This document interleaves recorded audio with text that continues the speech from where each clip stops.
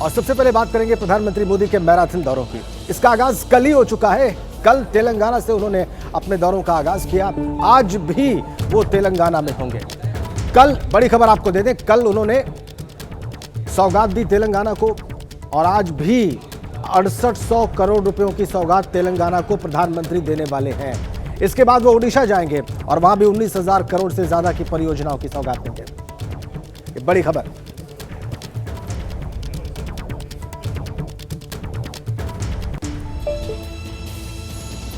प्रधानमंत्री नरेंद्र मोदी देश भर में तूफानी दौरा कर रहे हैं। चुनाव की तारीखों के ऐलान से पहले मिशन मोड में वो काम कर रहे हैं ताकि 400 प्लस का टारगेट पूरा किया जा सके।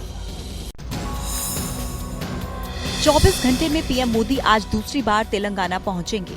कल आदिलाबाद में 56,000 करोड़ रुपए से ज्यादा की परियोजनाओं का उद्घाटन और शिलान्यास किया था, रैली को संबोधित किया था और आज हैदराबाद और संगारेड्डी जाएंगे। 7,000 करोड़ से ज्यादा की सौगात देंगे। आज सुबह करीब 10 बजे पीएम मोदी हैदराबाद पहुंचेंगे, जहां 350 करोड़ रुपए से ज्यादा की लागत से बने नागरिक उड्डयन अनुसंधान संगठन केंद्र राष्ट्र को समर्पित करेंगे।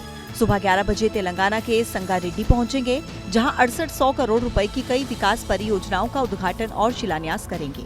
सुबह 11:45 पर संगारेड्डी में एक रैली को संबोधित करेंगे। तेलंगाना को सौगात देने के बाद पीएम सीधे ओडिशा के लिए रवाना हो जाएंगे। दोपहर तकरीबन 3:30 बजे जाजपुर के चंडी खोले में 19,600 करोड़ रुपए से ज्यादा की कई विकास परियोजनाओं की शुरुआत करेंगे।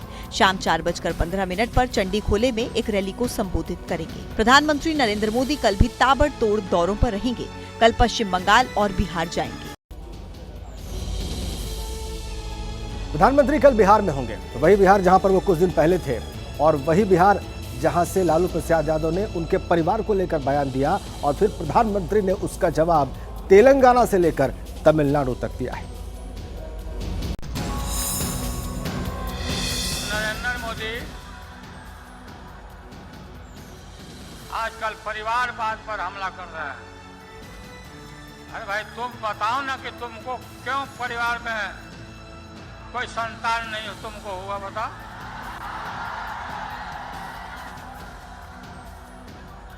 ज्यादा संतान होने वाले लोगों को बोलता कि परिवारवाद है। मुझे गाली देने का नया फॉर्मूला निकाला है। ये लोग कहने लगे हैं कि मोदी का तो कोई परिवार ही नहीं है। मतलब जिनको परिवार है उनको भ्रष्टाचार करने का लाइसेंस मिल जाता है क्या? क्या जिनको परिवार है उनको सत्ता परिवार के लोगों के लिए हड़प करने का लाइसेंस मिल जाता है क्या? लोकसभा चुनाव जैसे जैसे नजदीक आ रहे हैं, सियासी दलों का प्रचार तेज हो रहा है। कांग्रेस भी इसमें पीछे नहीं है। राहुल गांधी की भारत जोड़ो न्याय यात्रा आज मध्य प्रदेश के उज्जैन पहुंचेगी, जहां पर वो महाकाल के दरबार में हाजिरी लगाएंगे। भारत जोड़ो न्याय यात्रा को लेकर राहुल गांधी आज उज्जैन पहुंचेंगे। दोपहर करीब 2 बजे महाकाल के दर्शन करेंगे, आशीर्वाद लेंगे। उसके बाद शाम 5 बजे उज्जैन गेट से देवास गेट तक रोड शो करेंगे और रोड शो को सफल बनाने के लिए कमलनाथ, दिग्विजय सिंह समेत कांग्रेस के कई बड़े नेता भी मौजूद रहेंगे। इससे पहले कल राजगढ़ में राहुल गांधी का एक बड़ा रोड शो हुआ। भारी भीड़ उमड़ी। लोगों को संबोधित करते हुए राहुल गांधी ने केंद्र पर निशाना साधा। लाखों लोग चले हमारे साथ। क्यों चले? क्यों चले? क्योंकि देश में भाई को भाई से लड़ाया जा रहा है, एक धर्म को दूसरे धर्म से लड़ाया जा रहा है, एक जात को दूसरी जात से लड़ाया जा रहा है। इसलिए हमने कहा कि कुछ ना कुछ करना पड़ेगा। ये मैं आपसे कहना चाह रहा था, नफरत के बाजार में आप सबको मोहब्बत की दुकान खोलनी है।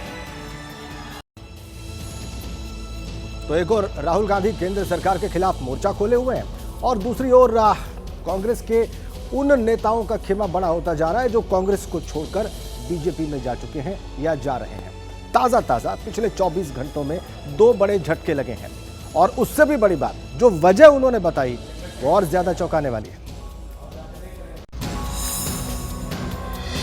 अर्जुन मोढवाडिया ने स्पीकर से मिलकर विधायक पद से भी इस्तीफा दे दिया है। अर्जुन मोढवाडिया के सियासी कद का अंदाजा इसी बात से लगाया जा सकता है कि वो गुजरात कांग्रेस के पूर्व अध्यक्ष और विधानसभा में नेता प्रतिपक्ष भी रह चुके हैं। कांग्रेस के पूर्व विधायक अम्बरीश डेरे ने तो इस्तीफे के बाद सीधे गुजरात बीजेपी अध्यक्ष CR पाटिल से मुलाकात भी की। कांग्रेस छोड़ने के पीछे दोनों नेताओं में एक ही फैक्टर कॉमन है और वो है कांग्रेसकार रामलला की प्राण प्रतिष्ठा के न्योते को ठुकराना। पार्टी विरोधी गतिविधियों के लिए अम्बरीश डेरे को कांग्रेस ने 6 साल के लिए निलंबित किया है। उधर डेरे ने भी बीजेपी में जाने का ऐलान कर दिया है। मैंने हर प्लेटफॉर्म पर अपनी बात तो रखी थी, लेकिन उस समय तो ओपनली बात करके ये कहा था जो जनता की इच्छा है उससे विरुद्ध का हमारा स्टैंड। कोर्ट ने कोई जजमेंट दिया, उस जजमेंट को दोनों पक्षकारों ने अपने सिर पे चढ़ाया। सब लोगों की श्रद्धा अलग है, जिसकी भी जहाँ पे श्रद्धा हो उसको मौका मिलना चाहिए। तो अगर ऐसे में भी आप अगर ऐसा कुछ निर्णय कर रहे हो तो ये वाजिब नहीं। एक तरफ जहां पर कांग्रेस का कुनबा टूट रहा है, वहीं बीजेपी का कुनबा बढ़ रहा है और कुनबा सलामत रहे इसलिए भी कोशिशें जारी हैं। और सूत्रों के हवाले से खबर यह है कि उत्तर प्रदेश में आज कैबिनेट विस्तार हो सकता है। योगी कार्यकाल जो दूसरा है उसका पहला कैबिनेट विस्तार होने जा रहा है, जिसमें माना जा रहा है कि SB SP से 1, RLD से 2 और बीजेपी के कोटे से 2 मंत्री बनाए जा सकते हैं। लोकसभा चुनाव की तारीखों के ऐलान से पहले आज योगी कैबिनेट का विस्तार होने जा रहा है। योगी मंत्रिमंडल में जिन चेहरों को शामिल किया जाएगा, सूत्रों के मुताबिक उनमें 3 नाम करीब करीब फाइनल माने जा रहे हैं। सुहेल देव भारतीय समाज पार्टी से ओम प्रकाश राजभर को मंत्री बनाया जा सकता है। RLD कोटे से मुजफ्फरनगर की पुरकाजी विधानसभा सीट से विधायक अनिल कुमार भी मंत्री बन सकते हैं। बीजेपी कोटे से दारा सिंह चौहान के भी मंत्री बनने की संभावना है। योगी मंत्रिमंडल में अभी 8 मंत्री बनाए जा सकते हैं, लेकिन फिलहाल 5 से 6 नए मंत्री ही बनाए जाने की चर्चा है। माना जा रहा है कि योगी कैबिनेट में राष्ट्रीय लोक दल से 2, ओम प्रकाश राजभर की पार्टी SB SP से 1 और बीजेपी से 2 या 3 विधायकों को मंत्री बनाया जा सकता है। सूत्रों के मुताबिक विस्तार से पहले आज सुबह 11 बजे योगी कैबिनेट की बैठक होगी और उसके बाद कैबिनेट विस्तार। नए मंत्रियों को आज ही राजभवन में शपथ दिला दी जाएगी। राज्यसभा चुनाव का घमासान आपने देखा है। अब बिहार विधान परिषद की बारी है और अगर चुनाव की नौबत आती है तो 11 सीटों के लिए सियासी संग्राम हो सकता है बिहार। नीतीश कुमार 9 बार से बिहार के मुख्यमंत्री हैं, लेकिन अब तक सिर्फ एक बार ही विधानसभा का चुनाव जीतकर सदन में आए। 1985 की उस जीत को छोड़ दें तो हमेशा विधान परिषद के जरिए ही सदन में निर्वाचित होते रहे हैं। नीतीश कुमार का विधान परिषद का मौजूदा कार्यकाल खत्म हो रहा है और आज सुबह 11 बजे वो अपना नामांकन दाखिल करेंगे। बिहार में विधान परिषद में नीतीश कुमार समेत 11 सदस्यों का कार्यकाल 5 मई को पूरा हो रहा है। जेडीयू से खालिद अनवर, रामेश्वर महतो और संजय झा, जबकि बीजेपी से मंगल पांडे, शाहनवाज हुसैन, संजय पासवान का कार्यकाल खत्म हो रहा है। आरजेडी कोटे से पूर्व मुख्यमंत्री राबड़ी देवी, रामचंद्र पूर्वे, जबकि कांग्रेस कोटे से प्रेमचंद्र मिश्रा का कार्यकाल खत्म हो रहा है। जीतन राम मांझी की पार्टी हिंदुस्तानी आवाम मोर्चा से संतोष कुमार सुमन का कार्यकाल भी खत्म हो रहा है। विधान परिषद के 11 सीटों के लिए अगर चुनाव कराने की नौबत आई तो 21 मार्च को वोटिंग होगी और उसी दिन नतीजे भी आ जाएंगे। बड़ी खबर आ रही है, केंद्रीय गृह मंत्री अमित शाह के महाराष्ट्र दौरे की आज से अमित शाह 2 दिन के महाराष्ट्र दौरे पर होंगे और ये दौरा इसलिए महत्वपूर्ण है क्योंकि पहली लिस्ट बीजेपी की आ चुकी है। 195 नाम घोषित किए जा चुके हैं, लेकिन महाराष्ट्र में सीट शेयरिंग का फॉर्मूला तय नहीं हुआ है और माना जा रहा है कि महाराष्ट्र में इस पर अब बात बन सकती है। और अमित शाह कल मुंबई जाएंगे सीट शेयरिंग का फॉर्मूला फाइनल करने के बाद, लेकिन उसके पहले आज वो कहां होंगे, आज किन सीटों पर बात करेंगे, क्या मंथन करेंगे, वो सब कुछ हम आपको इस रिपोर्ट में दिखाते हैं। महाराष्ट्र दौरे के पहले दिन यानी कि आज अमित शाह अकोला, जलगांव और छत्रपति संभाजी नगर में होंगे। सुबह 11 बजे अकोला में बीजेपी चुनाव प्रबंधन समिति और उसकी कोर समिति की बैठक की अध्यक्षता करेंगे, जिसमें चंद्रपुर, बुल्ढाना, अकोला, यवतमाल, वर्धा और अमरावती लोकसभा क्षेत्रों पर चर्चा की जाएगी। दोपहर 2 बजे अमित शाह जलगांव जाएंगे, जहां महायुवा सम्मेलन को संबोधित करेंगे। इसके बाद शाम 6 बजे छत्रपति संभाजी नगर में सार्वजनिक रैली को संबोधित करेंगे। लगभग तो हो ही गया है, फाइन ट्यूनिंग देने की बाकी जो है ये माननीय अमित शाह जी के साथ चर्चा करके जल्द ही इसको घोषित करेंगे। अमित शाह कल मुंबई पहुंचेंगे। उम्मीद है कि सीट शेयरिंग के फाइनल फॉर्मूले पर सहयोगियों से बात होगी। अमित शाह के दौरे से पहले शिंदे गुट की तरफ से 22 सीटें मिलने की इच्छा जाहिर की गई है। इस बीच आज ही सुबह 11 बजे संभावित उम्मीदवारों के नाम को लेकर कांग्रेस की भी बैठक होनी है कि जितने सीटें पिछली बार हमको मिली थी उतनी ही सीटें यही बार हमको मिलनी चाहिए, ये हमारे पार्टी का कहना है। और अब एक ऐसी खबर आपको बताते हैं जिसको देखकर हर कोई सन्न रह गया। गुरुग्राम से खबर आई है जिसने सभी को सोचने पर मजबूर कर दिया। अगर आप भी रेस्टोरेंट में खाने का शौक रखते हैं तो ये खबर आपको सावधान करने वाली है। ये देखो, इनने पता नहीं क्या खिलाया है, सब लोग यहाँ पे वॉमिट कर रहे हैं, सबके जीभ कट चुकी है, पूरा जल रहा है सबको अंदर। पता नहीं इन्होंने कौन सा एसिड खिलाया है। घटना 2 मार्च रात 9:30 बजे की है। अंकित कुमार अपनी पत्नी, बेटी और 4 फैमिली फ्रेंड्स के साथ गुरुग्राम सेक्टर 90 के ला फॉरेस्टर रेस्टोरेंट गए थे। खाने के बाद रेस्टोरेंट स्टाफ ने माउथ फ्रेशनर ऑफर किया। आरोप है कि माउथ फ्रेशनर खाते ही मुंह जलने लगा, खून निकलने लगा, उल्टी होने लगी। 5 लोग अस्पताल में भर्ती कराने पड़े, एक की हालत नाजुक है। अस्पताल में जब डॉक्टर को रेस्टोरेंट में मिले माउथ फ्रेशनर का पैकेट दिखाया गया तो डॉक्टर ने उसे ड्राई आइस बताया। पुलिस ने एफआईआर दर्ज कर मामले की जांच शुरू कर दी है। मतलब उनको क्या इसकी नॉलेज नहीं है कि ये क्या वो दे रहे हैं, पर इन लोगों को छोड़ना नहीं चाहिए। मुझे लगता है पुलिस को, एक ह्यूमन नेचर होता है कि मीठी चीजें हम पहले बच्चे को खिला देते हैं। लकीली मैंने नहीं खाया उसकी वजह से ही, क्योंकि वो मेरे पास थी और मैं भी खा लेता हूँ। Nobody was there to help us. आइए आगे बढ़ते हैं और प्रधानमंत्री मोदी के मैराथन दौरों की बात करते हैं। राज्यों के दौरे पर निकले हैं प्रधानमंत्री मोदी। कल से इसका आगाज हुआ। कल वो तेलंगाना में थे, वहां पर हजारों करोड़ रुपए की उन्होंने सौगात दी। आज फिर तेलंगाना में होंगे। हैदराबाद और संगारेड्डी में वो रैलियां करेंगे, करोड़ों की सौगात देंगे। उसके बाद वो ओडिशा जाएंगे और वहां पर चंडीखोल में एक रैली करेंगे, जनसभा को संबोधित करेंगे और 19,000 करोड़ रुपए से ज्यादा की परियोजनाओं की सौगात देंगे ओडिशा के लोगों को।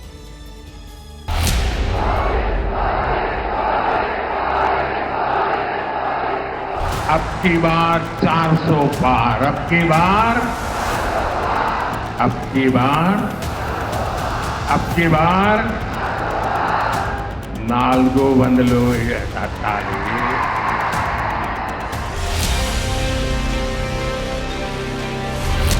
2024 लोकसभा चुनाव की सरगर्मी शुरू होने से महज चंद दिन पहले देश में चुनावी माहौल दिखने लगा है। पीएम मोदी की ताबड़तोड़ रैलियों ने मानो चुनाव की आहट दे दी है। प्रधानमंत्री मोदी पूरब, पश्चिम, उत्तर, दक्षिण यानी देश के हर कोने में पहुंच रहे हैं।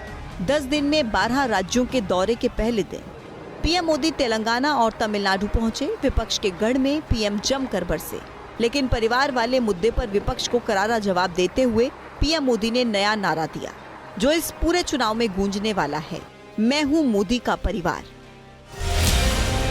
आज पूरा देश एक सुर में कह रहा है, मैं हूं मोदी का परिवार, मैं हूं मोदी का परिवार, मैंने मोदी कुटुंबम। मोदी ने इस एक नारे से विपक्ष को करारा जवाब देते हुए 2024 का चुनावी एजेंडा सेट कर दिया। उन्होंने अपना विजन भी साफ कर दिया। मैं हूं, कुछ साथी जो भांति भांति का एनालिसिस करते हैं, जरा समझो ये चुनावी सभा नहीं है, चुनाव की तो अभी घोषणा भी नहीं हुई है। आज देश में विकास का जो उत्सव चल रहा है उसमें मैं अपने तेलंगाना के भाई और बहनों के बीच ये विकास का उत्सव मनाने आया हूं। मेरी बात से आप सहमत हैं ना? सहमत हैं ना? इतनी बड़ी संख्या में माताएं बहनें आई हैं, आप सहमत हैं ना? बीजेपी के लिए तेलंगाना अहम है। पिछले चुनाव में वहां की कुल 17 सीटों में से बीजेपी ने 4 सीटें जीती थी। कांग्रेस को 3, बीआरएस को 9, एआईएमआईएम को 1 सीट मिली थी, जबकि 2014 में बीजेपी को महज 1 सीट मिली थी। बीआरएस 11, कांग्रेस 2 सीटें जीती थी। इसके अलावा वाईएसआर कांग्रेस, टीडीपी और एआईएमआईएम को 1-1 सीट मिली थी। यानी बीजेपी तेलंगाना में इस बार अपना आंकड़ा बढ़ाना चाहती है। लिहाजा पीएम ने इस दौरे पर राज्य को 56,000 करोड़ रुपए से ज्यादा की विकास परियोजनाओं की सौगात दी। तो मौजूदा कांग्रेस और पिछली बीआरएस सरकारों पर जमकर हमला भी बोला। परिवारवादी पार्टियों के चेहरे अलग हो सकते हैं, लेकिन चरित्र एक ही होता है। दो पक्की चीजें हैं उनके चरित्र में, एक झूठ, दूसरा लूट। तेलंगाना में जैसे टीआरएस के बीआरएस बनने से कुछ नहीं बदला था, बीआरएस की जगह कांग्रेस से आने से कुछ नहीं बदलने वाला, क्योंकि एक ही चट्टे बट्टे के लोग हैं ये।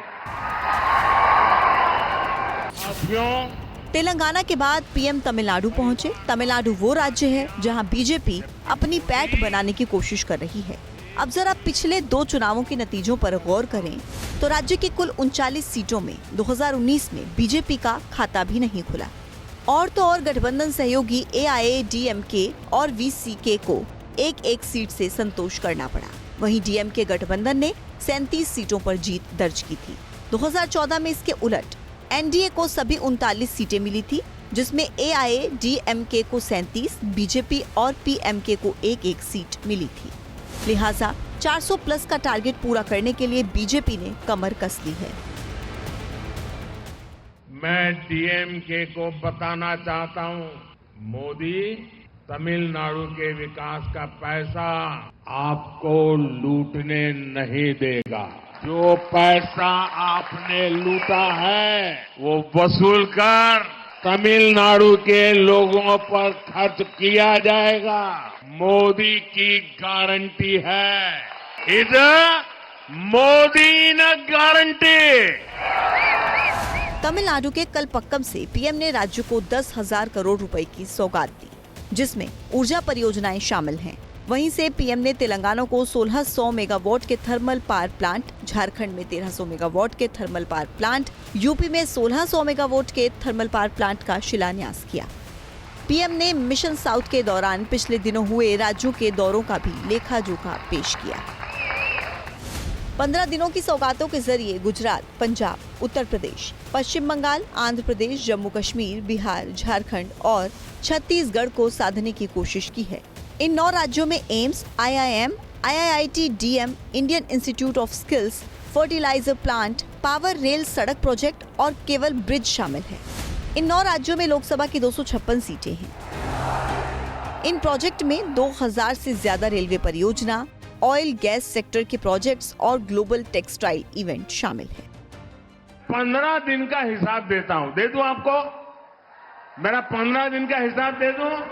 15 दिन में 2 IIT, 1 IIIT DM, 3 IIM और 1 Indian institute of skills IIS, इसके कैंपस का लोकार्पण हुआ। 15 दिन में देश के अलग अलग राज्यों में 5 एम्स का लोकार्पण हुआ। 15 दिन में किसानों के लिए दुनिया की सबसे बड़ी स्टोरेज स्कीम शुरू हुई। ये विकास का उत्सव है कि नहीं है? ये लोगों के कल्याण का उत्सव है कि नहीं है? अपने इस रिपोर्ट कार्ड को लेकर प्रधानमंत्री मोदी अगले 9 दिन देशव्यापी दौरा करने वाले हैं। आज फिर से तेलंगाना और ओडिशा के दौरे पर रहेंगे। 6 मार्च को पश्चिम बंगाल और बिहार जाएंगे। 7 मार्च को कश्मीर जाएंगे। 8 मार्च को दिल्ली में कार्यक्रम है।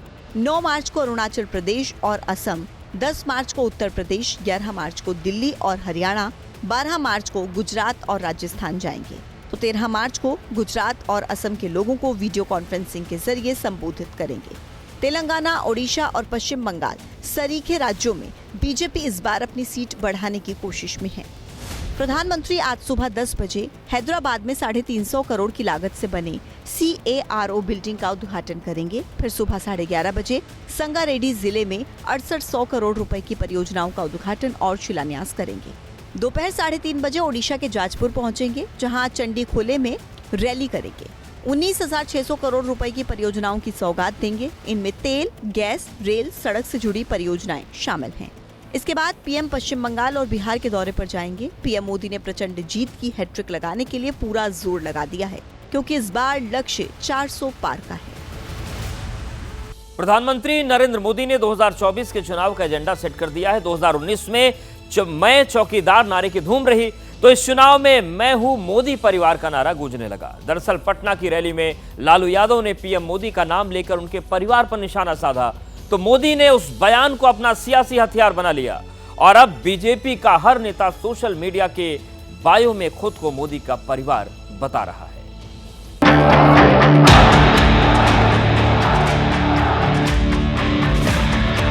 चुनाव का ऐलान अभी तक नहीं हुआ है, लेकिन पीएम मोदी ने देश में चुनावी माहौल बना दिया। अब की बार 400 पार के लक्ष्य को हासिल करने के लिए पीएम पूरे देश का दौरा कर रहे हैं। इसी कड़ी में वो तेलंगाना और तमिलनाडु पहुंचे। विपक्ष के इस गढ़ में मोदी ने नया नारा दे दिया, जो न सिर्फ पूरे चुनाव में बल्कि अगले 5 साल तक गूंजता रहेगा। आज पूरा देश एक सुर में कह रहा है, मैं हूं मोदी का परिवार, मैंने मोदी कुटुंबम, मैं हूं। तेलंगाना के आदिलाबाद में प्रधानमंत्री मोदी लगातार 25 मिनट तक बोलते रहे। अपनी सरकार की कामयाबी का बखान किया तो विरोधियों पर जमकर पलटवार भी किया। लेकिन मैं हूं मोदी का परिवार, ये वो नारा है जो अब विपक्ष को भारी पड़ सकता है।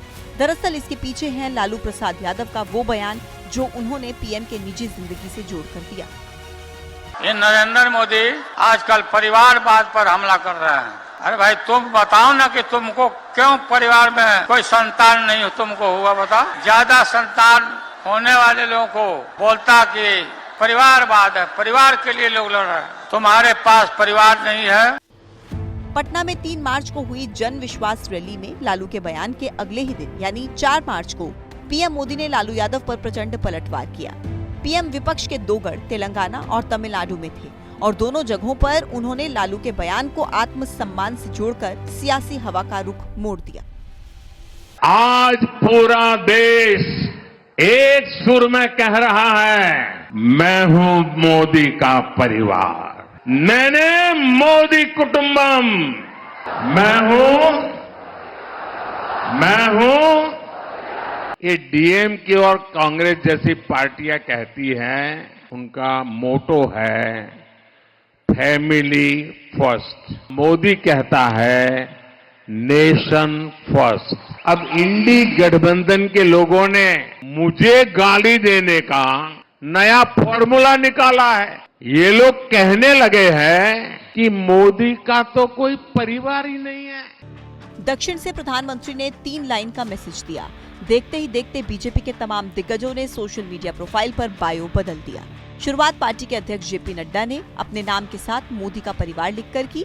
इसके बाद एक के बाद एक पार्टी के तमाम बड़े नेता सोशल मीडिया प्रोफाइल पर अपने नाम बदलते चले गए। अमित शाह, नितिन गडकरी, पीयूष गोयल, अनुराग ठाकुर, शिवराज सिंह चौहान जैसे सारे बड़े नेताओं ने अपने नाम के आगे लिख दिया मोदी का परिवार। और इसी के साथ बीजेपी ने 2024 के चुनाव का एजेंडा सेट कर दिया। निचले और छिछले स्तर का शब्द प्रयोग किया गया है श्री लालू प्रसाद यादव जी के द्वारा, जो दुखद है। प्रधानमंत्री श्री नरेंद्र मोदी जी के लिए परिवार पूरा देश है। कि लालू जी का स्वास्थ्य इस समय ठीक नहीं है और जिनका स्वास्थ्य ही ठीक न हो वो क्या बोलते हैं बहुत गंभीरता से लेने की बात नहीं है। प्रधानमंत्री मोदी ने पलटवार किया तो किसी को नहीं बख्शा। उनके हमले के दायरे में पूरा इंडिया गठबंधन आ गया। अब कांग्रेस को जवाब देते नहीं बन रहा है।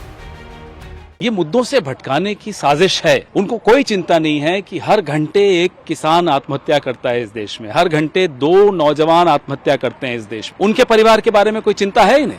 होती तो शायद अपने बायो बदल के लिख देते किसान का परिवार, नौजवान का परिवार। कांग्रेस को इस बात का अंदाजा है कि पीएम मोदी पर जब जब पर्सनल अटैक हुए हैं, फायदा बीजेपी को ही हुआ है। पिछले 2 लोकसभा चुनाव गवाह हैं। मैं गर्व के साथ कहना चाहता हूं, हम चौकीदार भी हैं, हम भागीदार भी हैं, लेकिन हम आपकी तरह सौदागर नहीं है, ठेकेदार नहीं। प्रधानमंत्री जी ने कहा था कि मैं देश का चौकीदार हूं, मैं चौकीदारी करूंगा। चौकीदार नहीं है, भागीदार है। मोदी जब देश के प्रधानमंत्री बने तभी से खुद को देश का चौकीदार बताते रहे हैं, लेकिन 2019 का चुनाव आया तो इसकी फ्रीक्वेंसी बढ़ गई। प्रधानमंत्री ताबड़तोड़ रैली कर रहे थे। हर रैली में कांग्रेस पर हमलावर रहते और वोटर्स को भरोसा दिलाते कि वो चौकीदार हैं और देश का धन लूटने नहीं देंगे। मैं गर्व के साथ कहना चाहता हूं, हम चौकीदार भी हैं, हम भागीदार भी हैं, लेकिन हम आपकी तरह सौदागर नहीं है, ठेकेदार नहीं। ये वही वक्त था जब कांग्रेस समेत पूरा विपक्ष राफेल डील को लेकर पीएम मोदी पर हमलावर था।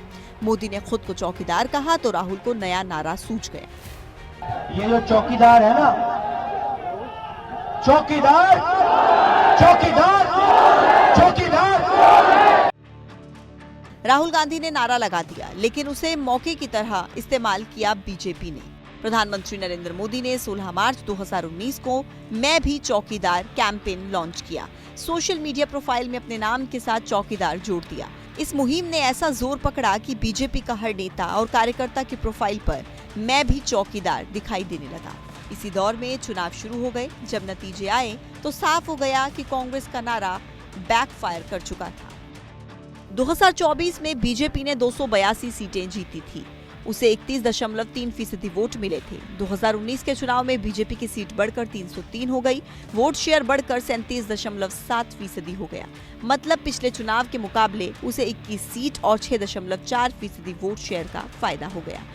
कांग्रेस और लेफ्ट के आला नेताओं की मौजूदगी में लालू के बयान ने बीजेपी को बैठे बिठाए नया मुद्दा दे दिया, क्योंकि मोदी के खिलाफ हर निजी हमला बीजेपी के लिए कैसे फायदेमंद होता है, इसका सबूत 2014 में भी सामने आया था। तब चुनाव से पहले कांग्रेस के नेता मणिशंकर अय्यर ने मोदी के खिलाफ आपत्तिजनक शब्द का इस्तेमाल किया था। बीजेपी ने उसी के सहारे पूरी कांग्रेस को न केवल कटघरे में खड़ा किया था, बल्कि कांग्रेस को 44 सीट पर समेटकर प्रतिपक्ष की नुमाइंदगी के लायक भी नहीं छोड़ा था। यूपी में योगी मंत्री परिषद का आज विस्तार होने जा रहा है। सीएम योगी आदित्यनाथ के दूसरे कार्यकाल के ये पहला विस्तार होगा और बताया जा रहा है कि 5 नए मंत्री सरकार में शामिल होंगे। आरएलडी के 2 विधायकों और एसबीएसपी से ओम प्रकाश राजभर मंत्री पद की शपथ ले सकते हैं। ऐसे में बीजेपी से 2 को मंत्री बनाया जा सकता है। तारीख 25 मार्च 2022। योगी आदित्यनाथ ने यूपी में इतिहास रचा और लगातार दूसरी बार मुख्यमंत्री बने। लगातार दूसरी बार शपथ लेने वाले वो बीजेपी की तरफ से पहले सीएम थे। सीएम के साथ ही मंत्रियों ने भी शपथ ली। उसके बाद उनके मंत्री परिषद का विस्तार नहीं हुआ। दूसरी बार सरकार बनने के बाद करीब 2 साल में पहला विस्तार होने जा रहा है। जो संभावित नाम आगे चल रहे हैं, उनमें एसबीएसपी अध्यक्ष ओम प्रकाश राजभर को कैबिनेट मंत्री बनाया जा सकता है। वो गाजीपुर की जहूराबाद से विधायक हैं। बीजेपी नेता दारा सिंह चौहान को भी कैबिनेट मंत्री बनाया जा सकता है। वो समाजवादी पार्टी के विधायक थे, लेकिन इस्तीफा देकर बीजेपी में शामिल हुए। फिलहाल किसी सदन के सदस्य नहीं हैं। ये मुजफ्फरनगर की पुरकाजी सीट से विधायक अनिल कुमार राज्य मंत्री बन सकते हैं, तो रामपुर से बीजेपी विधायक आकाश सक्सेना को भी राज्य मंत्री बनाया जा सकता है। नए मंत्रियों को आज शाम 5 बजे राजभवन में शपथ दिलाई जा सकती है। राज्यपाल आनंदीबेन पटेल दोपहर के बाद लखनऊ लौट रही हैं। उनके लखनऊ लौटने के बाद राजभवन में शपथ ग्रहण समारोह हो सकता है। इससे पहले आज सीएम योगी आदित्यनाथ ने सीनियर मंत्रियों और नेताओं की एक बैठक बुलाई है। कैबिनेट विस्तार के साथ ही योगी सरकार में 2 और दलों की एंट्री के साथ ही निषाद पार्टी अपना दल एस मिलाकर अब कुल 4 सहयोगी दल हो जाएंगे। ओपी राजभर की एसबीएसपी की दूसरी बार एंट्री होने जा रही है। जयंत चौधरी की पार्टी आरएलडी पहली बार योगी सरकार में शामिल होने जा रही है। राजभर 2017 में कैबिनेट मंत्री बने थे, लेकिन 20 मई 2019 में उन्हें मंत्रिमंडल से बर्खास्त कर दिया गया था। लोकसभा चुनाव में बीजेपी का पूरे देश में 400 पार, तो यूपी में 80 की 80 सीट जीतने का लक्ष्य है। लिहाजा बीजेपी ने पूर्वांचल और पश्चिमी यूपी को साधने के लिए राजभर और जयंत चौधरी को एनडीए में शामिल कराया है। आरएलडी को पश्चिमी यूपी की 2 सीटें मिली हैं। पार्टी ने दोनों सीटों पर उम्मीदवारों का ऐलान भी कर दिया है।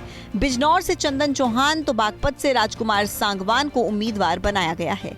इसके अलावा पार्टी विधान परिषद की एक सीट भी चुनाव लड़ेगी, जिसके योगेश चौधरी उम्मीदवार बनाए गए हैं। ओपी राजभर भी यूपी सियासत के मंझे हुए खिलाड़ी हैं। हालांकि गठबंधन बनाने और तोड़ने में वो वक्त नहीं लगाते। 2017 विधानसभा चुनाव में वो बीजेपी के साथ लड़े थे। उस बार उन्हें 4 सीटें मिली थी। 2019 में वो एनडीए से अलग हो गए। 2022 का विधानसभा चुनाव समाजवादी पार्टी के साथ मिलकर लड़ा और 6 सीटों पर जीत दर्ज की। फिर समाजवादी पार्टी से मतभेद के बाद वो अलग हो गए। 19 जुलाई 2023 को दोबारा एनडीए में शामिल हुए। यूपी की राजनीति में राजभर वोट बैंक 4% के साथ बड़ी राजनीतिक ताकत रखता है। लिहाजा बीजेपी राजभर के सहारे पूर्वांचल की कई सीटों को साधने में जुटी है, क्योंकि यूपी के 16 लोकसभा सीटों पर बढ़त मिल सकती है। वाराणसी, जौनपुर, घोसी, लालगंज, गाजीपुर, अंबेडकर नगर, सलेमपुर, आजमगढ़, बलिया, चंदौली, इलाहाबाद, फैजाबाद, बस्ती, गोरखपुर, मछली शहर और भदोही पर राजभर वोटों का खासा प्रभाव है।